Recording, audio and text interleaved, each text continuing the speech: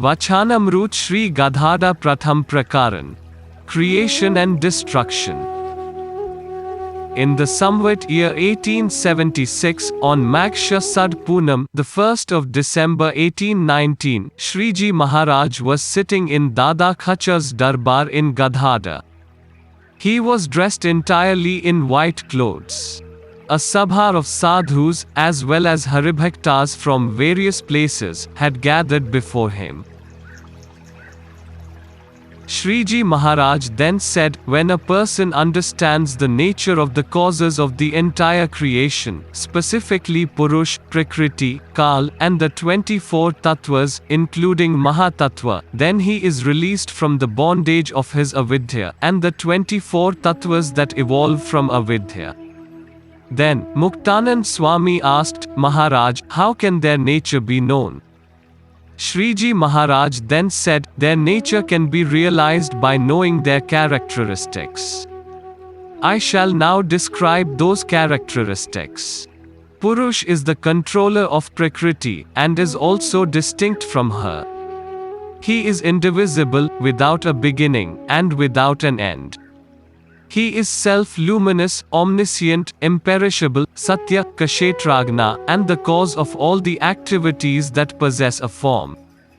Also, he has a Divya body. Prakriti is composed of the three gun. She is both Jad and Chaitanya, eternal, Nirvishesh, the Kshetra of all the Jeevs and all the elements, including Mahatattva. She is also the divine power of Bhagwan. Maya is Nirvishesh, and the three gun of Maya are normally in the state of equilibrium. That which disturbs Maya is called Kal.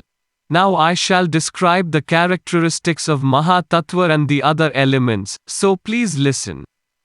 Chit and Mahatattva should not be regarded as being different. The entire world resides in a small form within Mahatattva, which itself is unchanging, luminous, pure, peaceful, and full of pure Sattvagan. Ahankar is composed of the three gun, and is the cause of the evolution of all Bahuts, Indriyas, Antakarans, their presiding Devs, and the Prans. It is peaceful, dense, and totally ignorant. The man is the place where all the desires for women and other objects are generated. It is subject to random thoughts, and is the controller of all the Indriyas. Buddhi possesses the knowledge of all the objects. The specific knowledge which all the Indriyas possess, is due to the Buddhi. Its natural features are Sansay, Nishchay, Nindra, and Smruti. The characteristics of the 10 Indriyas, the ears, Shrotra, the skin, Tvak, the eyes, Chakshu, the tongue, Rasna, the nose, Ghram, the voice, Vak, the hands, Pani, the feet, Pad, the anus, Payu, and the genitals, Upastha, is to connect themselves in their respective vishays. Shabda is the indicator of all objects. Shabda is the cause of all social interactions, and reveals the nature and class of the speaker. It dwells within Akash, and is also the physical element of Akash, and is perceived by the ears. Sparsh is the physical element of Vayu. Softness, hardness, cold, heat, and perception by the skin, are the characteristics of Sparsh. Roop reveals the appearance of all objects. It resides in all objects in a small form, and changes as objects change. It is the physical element of Tej, and is perceived by the eyes. The characteristics of Ras are sweetness, spiciness, distastefulness, bitterness, sourness, and saltiness. It is the physical element of Jal, and is perceived by the tongue. The characteristics of Gandh are fragrance and stench. It is the physical element of Prithvi, and is perceived by the nose. Prithvi supports all Jeevs, and in the form of a physical body, the Prithvi is their home. It separates the other four Bahuts, and gives a physical form to all life forms. Jal binds prithvi and other substances, and it also softens and moistens all objects. It satisfies and sustains all life forms, it quenches thirst, and suppresses heat. Tej is luminosity, the cause of the digestion of food and absorbs liquids. It eliminates cold, is the cause of drying, creates hunger and thirst, and is the cause of burning wood and ghee. Vayu causes trees to shake, and it gathers leaves and other small objects. It also carries the 5 vishays, Shabda, Sparsh, Roop, Ras, and Gandh, to their Indriyas. It is the vital force of all the Indriyas. Akash provides space for all jeeves, and is the cause of the internal and external activities of the bodies. It is also where the prans, Indriyas, and antakarans reside. In this way, by knowing the characteristics of the 24 tattvas, Prakriti, Purush, and Kal, a person is freed from ignorance. In addition to knowing the characteristics, a person should also know the process of their creation. While residing in his dham, Sri Krishna Bhagwan impregnates the womb of Maya through Akshar Purush, through whom countless millions of Pradhan and Purush are produced. What are those Pradhan Purush pairs like? Well, they are the cause of the creation of countless millions of Brahmans. Of these, I shall now tell you about one Pradhan Purush pair, the cause of the creation of one Brahmand.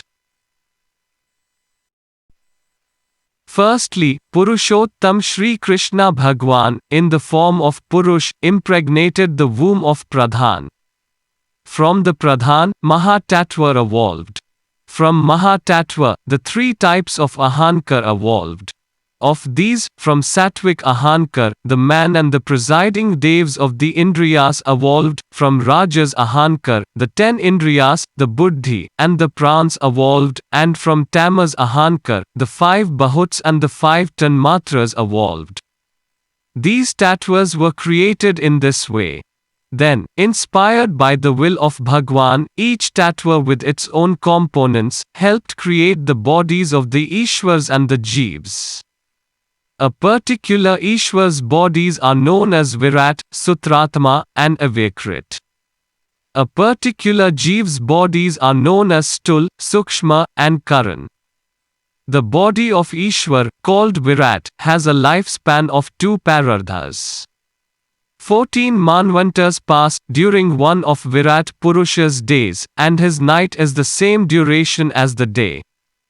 During his day, the lower 10 loks of the Brahmand remain in existence, and after his night falls, they are destroyed. This is called Nimit Pralay. When the 2 parardhas of Virat Purush have passed, the body of Virat is destroyed, along with Satya Lok and the other loks. At that time, Pradhan Prakriti, Purush, and the 24 tattvas, including Mahatattva, are absorbed back onto Mahamaya. This is called Prakrit Pralay. When that Mahamaya is absorbed by the divine light of Akshar Brahma, like the night merges into the day, it is called Atyantik Pralay. Also, the day-to-day death of the bodies of individual devs, demons, and humans is called Nitya Pralay. In this way, by knowing the process of the creation, sustenance, and destruction, a person develops vairagya towards the world and bhakti towards Bhagwan. Also, when all of those Brahmans are destroyed, all other Jeevs lie dormant within Maya, whereas the Bhaktas of Bhagwan attain the Dham of Bhagwan. Again Muktanand Swami inquired, what is the Dham of Bhagwan like? Shriji Maharaj replied, the Dham of Bhagwan is without a beginning and without an end. It is infinite, indivisible, Divya and Sachidanand. I shall describe it using an analogy. Imagine that this whole world, with all the mountains, trees, humans, animals, and all other life forms, is made of glass. Also, imagine that all the stars in the sky are as bright as the sun. Then, just as the glass world would glow with extreme beauty amidst this radiance, the Dham of Bhagwan is similarly beautiful. Bhaktas of Bhagwan see this in Samadhi and attain that luminous Dham after death.